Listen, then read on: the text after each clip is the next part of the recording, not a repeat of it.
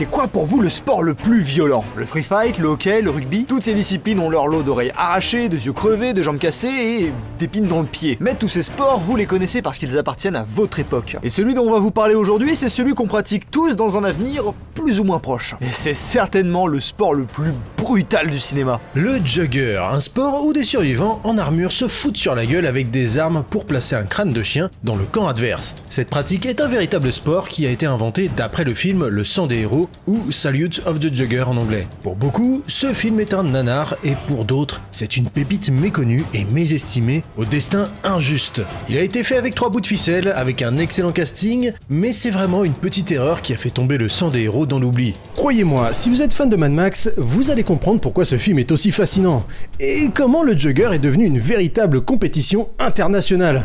Par contre, j'aurais 2-3 trucs à dire sur le maniement des armes. Oh Jascal, comment tu vas? Ah bah mieux, depuis la dernière fois que tu m'as embarqué dans une partie de jugger et qu'on a failli se faire massacrer par des esclavagistes. Ah mais c'est de l'histoire ancienne ça, promis je t'en dois une. Ouais, je me réserve quand même la partie sur le maniement des armes si tu veux bien. Parce que historiquement et stratégiquement, ça vient pas de n'importe quoi tout ça. Mais aucun problème, fais comme chez toi. Je suis chez moi. Aujourd'hui, on va vous parler de toutes les histoires et anecdotes incroyables qu'il y a autour de ce film. Ensuite, on vous parlera du sport aux côtés de Jascal. Donc étirez-vous et enfilez votre casque, parce qu'aujourd'hui, on va parler du sang des héros.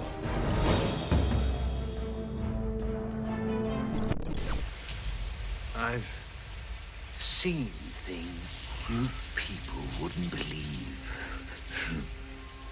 Attack ships on fire off the shoulder of Orion. I watched sea beams glitter in the dark near the 10-house gate. All those moments will be lost in time, like tears in rain. Vous êtes fan de SF, vous connaissez cette scène car elle est d'une profonde poésie et c'est l'une des plus belles de l'histoire du cinéma. C'est aussi le rôle le plus important de la carrière de Rutger Hauer. Ce comédien néerlandais s'est à la base fait connaître grâce à Paul Verhoeven. Oui, encore lui. C'est lui qui lui a permis de commencer sa carrière aux USA et de se faire définitivement un nom avec Blade Runner. Puis il a fini à la rue avec un fusil à pompe. Non, je déconne, c'est pas vrai. C'est presque vrai. Après Blade Runner, Rutger Hauer joue dans énormément de films plus ou moins intéressants et Hobo with a Shotgun fait partie de mes découvertes préférées. Sérieux, c'est l'histoire d'un sans-abri qui veut juste s'acheter une tondeuse à gazon pour avoir un travail honnête et quand il réalise que la mafia de la ville lui permettra jamais d'avoir la paix, il décide d'aller acheter un calibre 12 pour aller pulvériser des criminels. C'est grotesque, j'adore. Mais alors, on est à des années-lumière de la poésie de Blade Runner. Et après ça, Rutger Hauer ne fera plus jamais rien de si iconique. D'ailleurs, il sera un peu abonné aux films de SF fauchés comme Split Second ou Crossworlds. Pourtant, c'est un acteur talentueux et surtout très polyvalent. Il fait du gros budget, du petit budget, du film d'auteur, de l'action, de la SF, de la romance, de la comédie. Il s'essaye à tous les styles et il prend toujours ses rôles avec le plus grand sérieux, même quand les rôles ou les projets ne le sont pas. Puis un jour, il est contacté par David Webb Peoples. Ce nom vous dit un truc? C'est normal, c'est le scénariste du film Soldier qu'on a traité sur notre petite chaîne de presque 100 000 abonnés, mais David Webb Peoples, c'est surtout un des scénaristes de Blade Runner. Et Peoples travaille sur le tout premier film qu'il s'apprête à réaliser, The Blood of Heroes. Comme c'est son tout premier film, il sera énormément aidé par le producteur Charles Roven, qui va l'aider en portant le film. Il s'est arrangé pour trouver tous les artistes nécessaires pour donner vie à ce projet. Il a aidé Peoples à mettre ses idées à plat pour travailler avec des chorégraphes de cascade, en trouvant des fonds, et même en l'assistant sur la réalisation. Parce que oui, le rôle des producteurs, c'est pas que de faire chier les pauvres artistes. Le rôle, c'est surtout de les aider à rendre leurs idées réalisables, donc ça mérite qu'on les mette un peu en avant quand ils font bien leur taf. Peoples part donc avec la maigre somme de 10 millions de dollars pour réaliser le film qu'il a en tête. 10 millions de dollars, c'est vraiment très peu pour un film de science-fiction, mais vous verrez que Peoples sera très malin lors de la réalisation du film.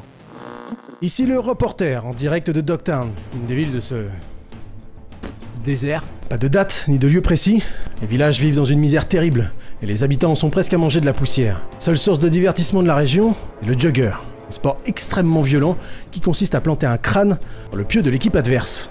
Les règles sont très simples. Les équipes sont constituées de 5 joueurs, un Quick, qui est le seul à avoir le droit de porter le crâne pour le planter dans le camp adverse, un Ket, qui est armé d'une chaîne et doit protéger le Quick en tenant les autres joueurs éloignés, et les 3 autres joueurs sont des enforceurs, des grosses brutes qui vont devoir barrer la route du Quick adverse et souvent se foutre sur la gueule avec les enforceurs d'en face. Il faut comprendre que le Jugger est très important dans cet univers. Il est la principale source de divertissement, mais également d'espoir car la Ligue, la meilleure équipe de Jugger au monde, bénéficie de privilèges exceptionnels. Ils vivent dans une ville souterraine protégée, ils mangent des mers raffinées à leur faim et font partie d'une élite à la gouvernance de la ville. Devenir champion de la Ligue, ça veut donc dire s'échapper de la misère du monde extérieur pour mener une vie confortable. Salo, interprété par Hauer, est un ancien joueur de la Ligue et Kida est une agricultrice qui souhaite justement s'échapper de cette vie pour suivre son équipe de Jugger jusque dans la ville. D'ailleurs, vous avez probablement reconnu certains visages dans ces extraits. En plus de Rutger Hauer dans le rôle principal, Peoples s'est permis un casting formidable. Il y a Johan Chen, que vous connaissez probablement de Twin Peaks ou du Dernier Empereur, et Vincent D'Onofrio qui joue dans Full Metal Jacket et la série Daredevil. Mais c'est pas tout. Vous sentez très probablement cette vibration de Mad Max qu'a le film. Et c'est tout à fait normal, puisqu'il a été tourné à Coober Pedy, là où ont été tournés Mad Max 3 et Pitch Black. Le directeur photographique est David Ekbai, qui a également filmé le premier Mad Max et Pitch Black. Enfin, dans le casting, on retrouve Max Fairchild et Hugh Kisburn, qui jouent également dans le premier Mad Max. Et ouais, le méchant de Salute of the Jugger, c'est littéralement Immortan Joe. Il y a donc une connexion extrêmement forte entre le sang des héros et la célèbre saga de George Miller. L'esthétique, le ton du film, l'univers, les costumes, le caractère des personnages, ça pourrait presque être un spin-off de Mad Max tellement le style en est proche. D'ailleurs, c'était un peu la même démarche avec Soldiers, également écrit par David Webb Peoples, qui était pensé initialement comme un spin-off de Blade Runner. Et comme Soldier, Le sang des héros se tape un des plus gros flops dont j'ai entendu parler dans l'histoire du 7ème art. Mais on parle pas d'un petit bide où le film rentre quand même un peu dans ses frais. Parce que si Soldier c'était un plongeon foireux dans la piscine, Le sang des héros c'est un énorme plat depuis un plongeoir en orbite. Pour un budget de 10 millions de dollars, à sa sortie en 1989, le film a fait à peine 800 000 $ à sa sortie au box-office. C'est à peine 8% du budget investi. 10 millions de dollars, c'est déjà pas énorme en comparaison à d'autres films de l'industrie, mais Salute of the Jugger, c'est juste une énorme perte financière. De plus, et avec tout le respect que j'ai pour le film, celui-ci montre très vite ses limites sur le plan technique. On le sait, le post-apo c'est la SF pour les pauvres. Et on voit bien que malgré les combats plutôt dynamiques, il n'y a pas grand chose à montrer en dehors du désert et de la ville souterraine qu'on verra rarement dans des plans larges de par sa nature. Les dialogues se limitent à la transmission d'informations, donc les personnages ne parlent que de l'intrigue et presque jamais de leur ressenti, ce qui peut parfois leur donner un air antipathique. Les musiques sont parfois désagréables, le rythme est assez lent, bref, de nombreux spectateurs descendent le film. Il y a bien une autre version raccourcie de 10 minutes qui est sortie aux USA pour essayer de rebooster les ventes du film, mais malheureusement ça a pas du tout pris. Et c'est d'ailleurs pour ça que le film porte deux noms en anglais. The Blood of Heroes est la version originale du film qui contient 10 minutes supplémentaires à la fin, et Salute of the Jugger est la version raccourcie du film qui enlève quelques passages violents et un dialogue avec Salo à la fin. Mais malgré cette version courte, le film ne rencontre toujours pas le succès, pas même avec la vente de cassettes. Well, the film was not a success, and it was, I think, largely my fault. I mean, it just wasn't the terrific film that I was trying to make. It wasn't anybody else's fault, that's for sure. But for whatever reason, it wasn't successful. And that was disappointing, of course. But I certainly would do it a lot better trying it again, because you learn so much your first time out. Ce film n'a donc absolument pas rencontré le succès. Mais dans ce cas, comment se fait-il qu'il ait existé un sport tiré de ce film? Comment est-ce que le sang des héros a-t-il finalement pu donner naissance à la pratique sportive du jugger? En fait, c'est grâce aux Allemands que le jugger a commencé à exister. Le tout premier jeu recensé aurait eu lieu pendant un jeu de rôle grandeur nature en 1993. Bien sûr, le tournoi n'avait rien d'officiel et les règles ont été ajustées au fil des pratiques. D'ailleurs, il y a même eu des ajustements par rapport aux règles du film. Le point majeur étant l'armement. C'est pas trop tôt. Ah si, c'est trop tôt, on n'a pas encore présenté tous les rôles.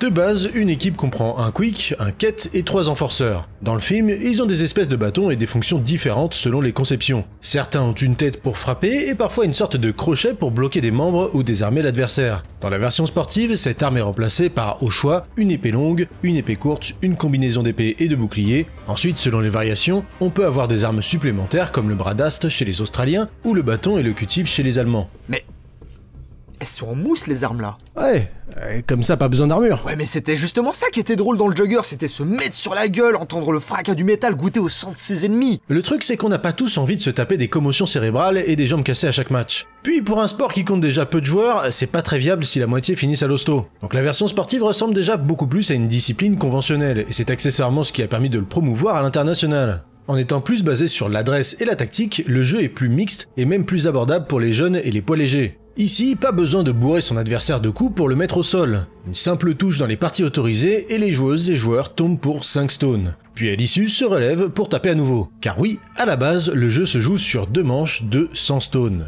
Petite incointance avec le film qui fait plaisir. Mais c'est chelou. Eh, c'est pas plus chelou que le Quidditch, ou plutôt le quadball, avec les gens qui courent avec un bâton entre les jambes. Bon, ok, c'est chelou, mais ça n'en reste pas moins des sports à part entière, avec énormément d'engagement physique et mental. De cette façon, le Jugger a l'air moins dangereux et moins compliqué sur le plan des accessoires, puis ça permet à tout le monde d'avoir un équipement réglementé. Maintenant pour les puristes, il y a aussi la version plus proche du film, mais avec une dimension plus catch.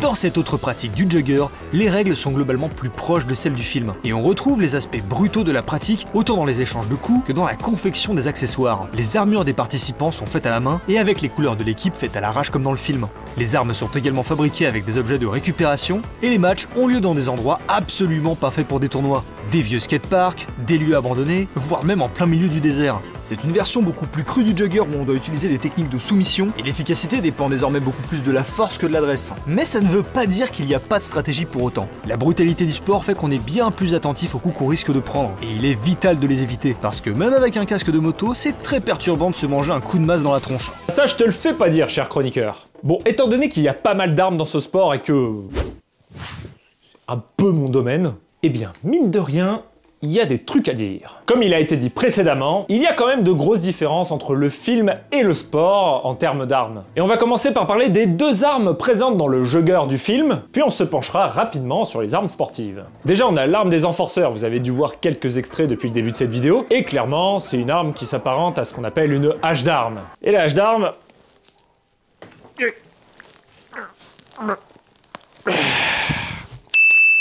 c'est ça. Que d'ailleurs vous devez peut-être connaître sous le terme d'hache noble, mais en vrai c'est pas le vrai nom, mais c'est un peu long à expliquer, venez sur ma chaîne. Cette arme elle s'utilise surtout comme ceci, et on va frapper avec cette partie-là principalement, qui s'appelle tout simplement la croix. C'est... forme de croix. Cette croix elle est constituée en plusieurs parties. On a d'abord la partie maille qui défonce bien les crânes, la partie taillant qui, comme son nom l'indique, est là pour tailler et qui peut parfois être remplacée par ce qu'on appelle un bec de corbin, et la troisième partie, la dague. Bon là, c'est pas pointu parce que quand je pratique ça, on n'a pas envie de se tuer, mais vous voyez l'idée. Elle était utilisée dans les duels en armure du 14e au 16e siècle. Et là où cette arme est très intéressante, et on le voit beaucoup dans le film, c'est que historiquement, il y a vraiment des techniques de poussée avec la partie en bois qu'on appelle la hampe. Et aussi des prises de lutte, notamment en se servant de la partie de l'autre côté, c'est-à-dire la queue, pour par exemple faire des petits croche-pattes. On peut par exemple très bien le voir dans cette illustration datant du début du 15e siècle, présentée par le maître d'armes italien Fiore dei Liberi. On voit aussi souvent les adversaires qui se retrouvent hampe contre hampe, comme dans le film, et c'est quelque chose qu'on observe très souvent dans les duels à la hache d'armes. Bon, sauf que on n'est pas débile, au lieu de pousser pour pousser comme on le voit souvent dans le film, on relâche par exemple un côté pour ensuite mettre un coup ou faire une prise de lutte. Et on peut aussi, comme on le voit dans le film, utiliser ce qu'on appelle la queue pour donner des coups avec. Et là, mon simulateur, c'est un modèle de queue ferrée. Donc autant vous dire que si vous prenez ça sur la courge, ça fait mal. Et sur les modèles dans le film possédant des crochets pour faire des saisies, eh ben on peut tout à fait faire la même chose avec le taillant de la hache. On peut au choix saisir le genou ou la cheville de l'adversaire, ou bien sa nuque. Mais l'arme du film peut aussi avoir une utilisation qui se rapproche du bo japonais, un long bâton de bambou parfois recouvert de métal sur les extrémités. Mais là, on est peut-être plus proche de l'utilisation sur le modèle sportif que vraiment le modèle dans le film. En tout cas, avoir choisi un objet ressemblant à la hache d'arme pour le rôle d'enforceur dans le film, C'est tout à fait logique. C'est un rôle clé qui doit à la fois défendre et attaquer, et utiliser de multiples stratégies pour permettre au Quick d'amener le crâne dans l'embut. Et une arme comme celle-ci permet de répondre à tous ses besoins grâce à l'infinité de techniques qu'elle nous propose. Et quand on étudie les armes européennes comme moi, on se rend compte que c'est un art martial extrêmement complexe et diversifié, mais tout en restant une arme facile à prendre en main. C'est ce que j'aime souvent dire sur la hache d'armes d'ailleurs. Easy to learn, hard to master. Un choix donc très pertinent. Bien joué, film. La deuxième arme présente dans le film et qui, ma foi, est assez pertinente... Pas bouger, toi. Et bah c'est la chaîne. Bon alors là, de but en blanc, quand on voit ça, on aurait tendance à penser au fléau européen. Sauf que la chaîne d'un fléau est bien plus courte que ce qu'on voit dans le film. En revanche, si on se tourne du côté des armes asiatiques, là on peut trouver des trucs intéressants. La première arme qui me vient à l'esprit est le fameux kusarigama. Pour faire simple, c'est une faucille, un kama, que les paysans japonais du XIIe siècle ont décidé de transformer en arme. C'est une chose d'ailleurs assez récurrente dans le monde entier, et les Européens ne sont pas en reste, et énormément d'armes de guerre sont en fait à la base des outils agricoles. Et d'ailleurs, le plus vieux produit agricole transformé en arme est le pain. Ouais. Pas terrible. Tu l'as? Je t'avais dit, hein. Je t'avais dit de pas me faire honte chez les copains de Chikenito. La particularité du kusarigama, donc, c'est d'y avoir ajouté une chaîne avec un petit poids au bout pour combattre à bonne distance de l'adversaire. La chaîne est soit ajoutée au bout du manche, soit juste derrière la lame de la faucille. Et là, vous remarquerez que les utilisations sont quand même totalement différentes, et en ce qui nous concerne, on va plutôt s'intéresser à celle avec la chaîne au bout du manche. Les chaînes pouvaient atteindre 4 à 6 mètres d'après certaines sources, donc on a quand même pas mal de marge pour balayer une zone large. Bon, en revanche, le poids au bout n'est pas assez important pour pouvoir faire des énormes balayettes à son adversaire. Mais on peut tout à fait faire des saisies ou des désarmements, ou encore subtilement étrangler son adversaire. Pas sûr que ce soit autorisé aux joggers sportifs, ça. On peut aussi évoquer le Kyoketsu Shoge, qui n'est autre qu'une évolution du kusarigama. Mais ici, on va vouloir entailler et blesser les adversaires avec une lame au bout de la chaîne. Donc c'est un poil plus vénère, quoi. Et encore une fois, avoir choisi une telle arme pour un rôle de soutien, mais qui se veut décisif dans les moments clés, eh bah ça a complètement du sens. Contrairement à la hache d'armes qui va être relativement facile à prendre en main, la chaîne se veut bien plus complexe à maîtriser et à être utilisée au bon moment. Un mauvais choix et c'est l'équipe qui peut tout perdre. Par contre, la chaîne envoyée au bon moment sur le bon adversaire peut complètement débloquer une situation. C'est un rôle qui se veut donc complexe dans les choix qu'il doit prendre. Et donner une arme qui symbolise cette complexité a été très malin de la part des créateurs du film. Bien joué encore une fois. Bon, maintenant on va sortir du film et parler des armes dans le jogger sportif. Il y a tout d'abord le staff, qui est, ma foi, assez étrange dans ses dimensions, mais sa conception me fait penser à une arme japonaise pas très connue, le nagamaki. Cette arme est un sabre japonais dont le manche est presque aussi long que la lame. Il n'existe que très peu de récits historiques parlant du nagamaki, mais par exemple lors de l'invasion du Japon par les Mongols, le héros japonais Kawano Mishiari a utilisé un nagamaki contre les envahisseurs. La famille Uesugi, un clan de guerriers samouraïs, désignait le nagamaki comme un brise-jambe de cheval, utilisé justement par les piétons pour faire chuter les cavaliers. Dans les autres armes, on retrouve aussi l'épée longue, et bon, le nom parle de lui-même, hein. Ceci dit, on va pas du tout l'utiliser de la même manière qu'une vraie épée en acier. Mais en même temps, c'est normal, moi j'utilise des armes identiques au modèle historique, avec les mêmes dimensions, même poids, tout le tralala, alors que les épées de Yogger sont en mousse, donc bien plus légères. L'épée longue réelle sera donc bien plus diversifiée et dynamique, comme vous pouvez le voir, mais quand même très rapide, contrairement à ce que nous font penser la plupart des films, alors que l'épée longue du Jugger va beaucoup plus ressembler à l'escrime moderne, où on veut simplement aller à la touche avec des petits gestes de feinte et d'esquive. Mais c'est aussi ça la différence, dans ma pratique, on porte les coups pour réellement frapper l'adversaire, alors qu'au Jugger, on veut juste aller à la touche. Bon, inutile de vous dire que ça va être exactement la même analyse pour l'épée à une main ou avec le bouclier. Les modèles dans le Jugger sont d'ailleurs totalement inspirés de ce modèle historique qui s'appelle une rondache. C'est exactement le même bouclier qui se porte comme ceci avec ce qu'on appelle des énarmes. D'ailleurs, pour l'anecdote, un combattant qui se bat avec une rondache s'appelle un rondachier. Et moi, je trouve ça drôle.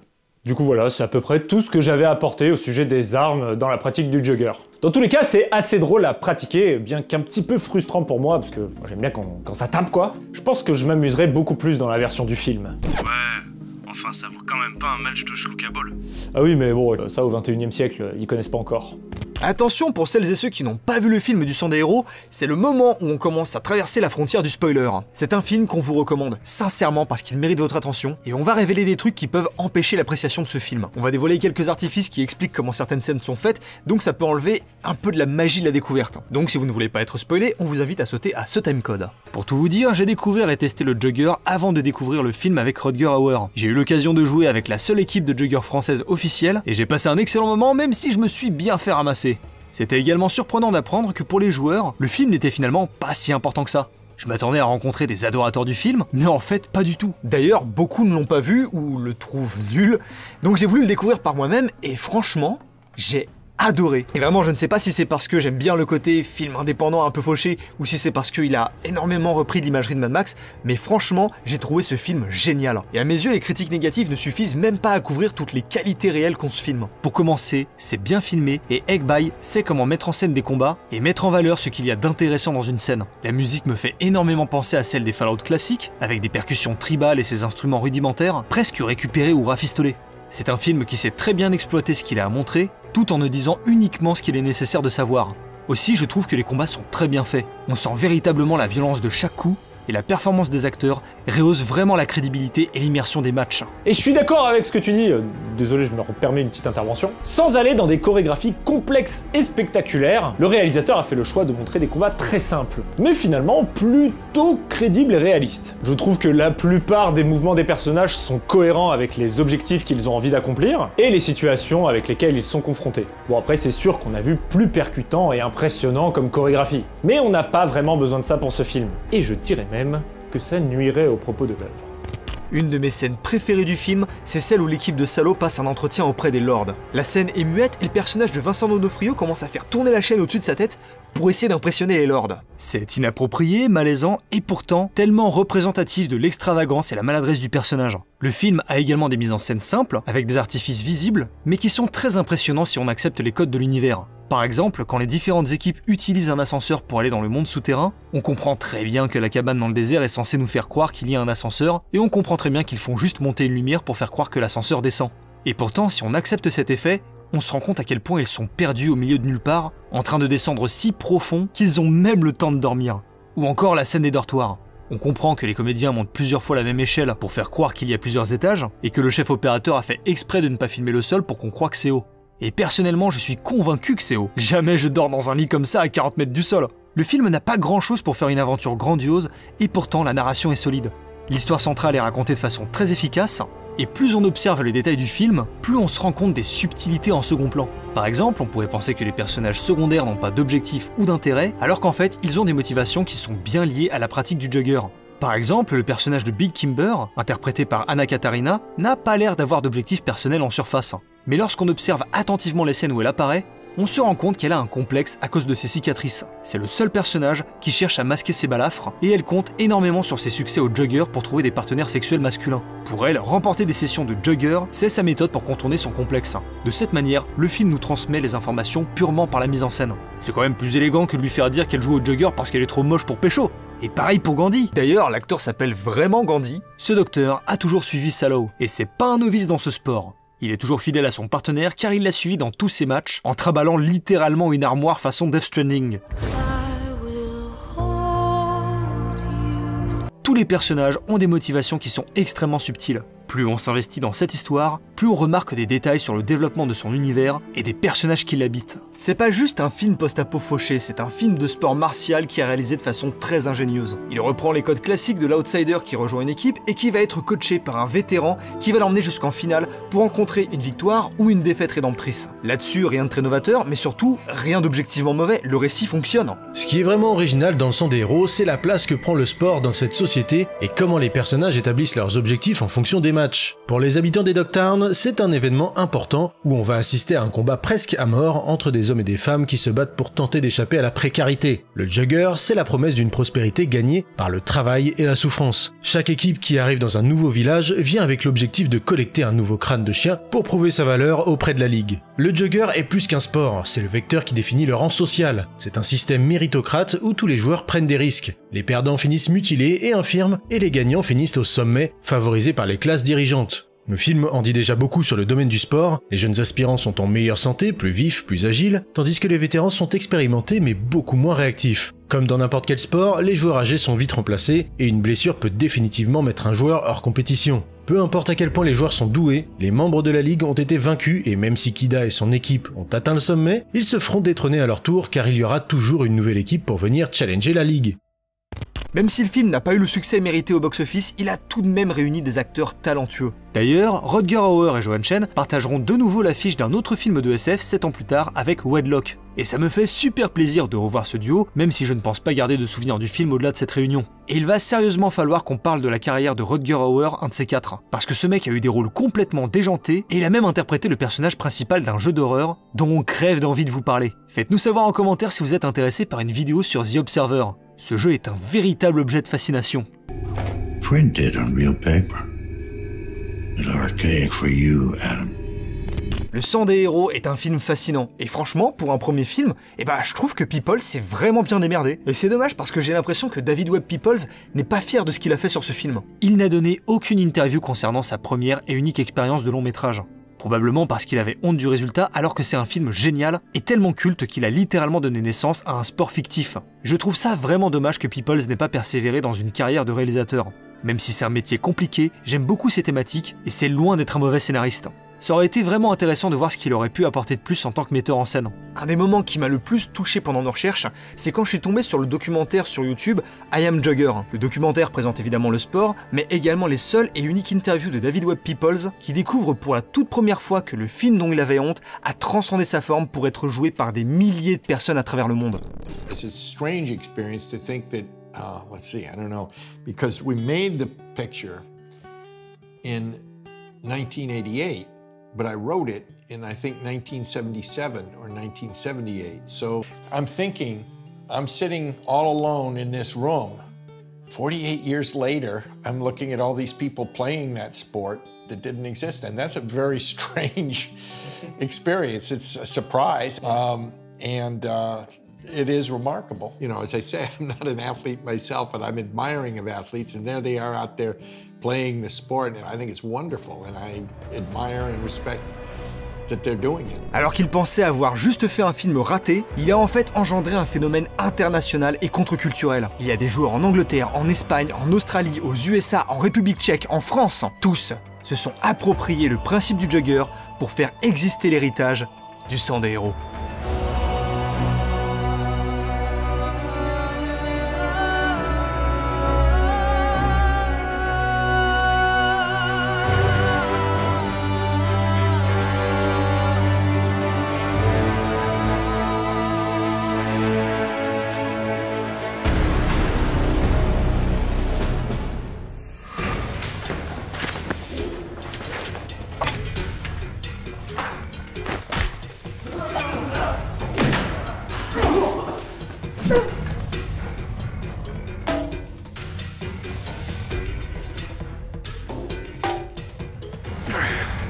Les gars, vous êtes pas concentrés. Tenez vos gardes et surveillez vos points d'appui. Mais je suis pas le mal à mes points d'appui. Attention les gars, le temps joue contre vous. 30 coups avant la fin du round. Chroniqueur, Jascal et toi, vous protégez Léod. Tikenito et moi, on charge. Ok les gars, ça va faire mal. Je te le fais pas dire. Allez!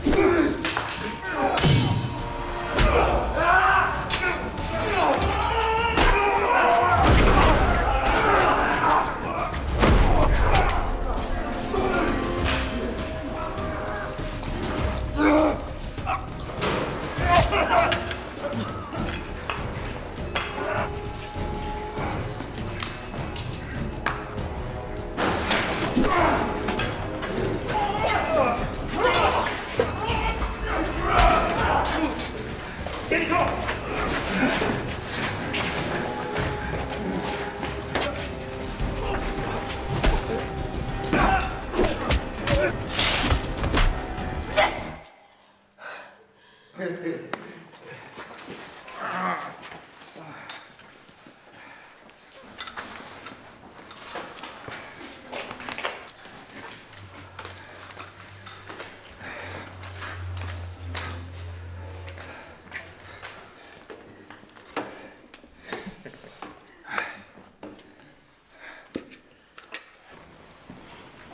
joué. Allez, soyez pas déçus. C'est un beau match. Non, vous vous êtes très bien défendu. Par contre, point de vue tactique, pour aller ne serait-ce que marquer un point, ça va falloir revoir un petit peu tout ça.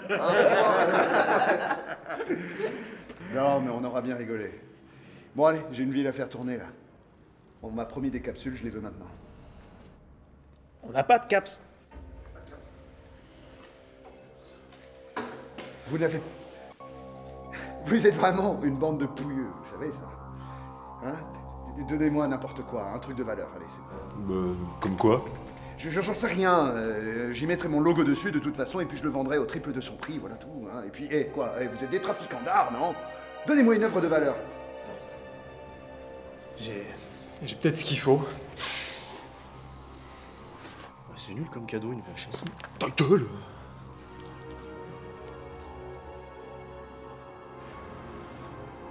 Ah. Là, on va faire affaire, ouais.